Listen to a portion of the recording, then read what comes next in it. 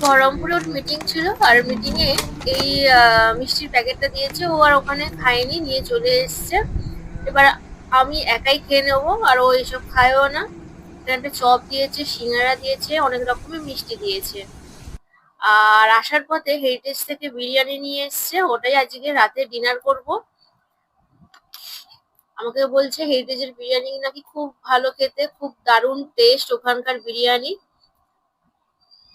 আর এইদিকে আমি মাটনও করেছি, আর ওর জন্য ভাত, আর আমি এখানে বিরিয়ানি খাবো।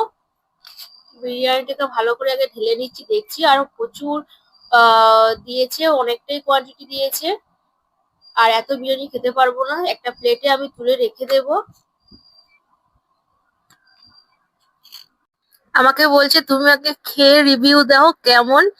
আমি কি এখানে প্রমোশন করছি যে আমি রিভিউ দেব? তারপরে খেলাম, হ্যাঁ সত্যি খুব ভালো খেতে। আমাদের ওখানে যেমন ফেমাস হচ্ছে কি আরসালান হাজি বিরিয়ানি যেমন ফেমাস, দারুণ লাগে খেতে। সত্যি বলছি বন্ধুরা, হেরিটেজের বিরিয়ানি কিন্তু দারুণ টেস্ট, দারুণ লাগছে খেতে।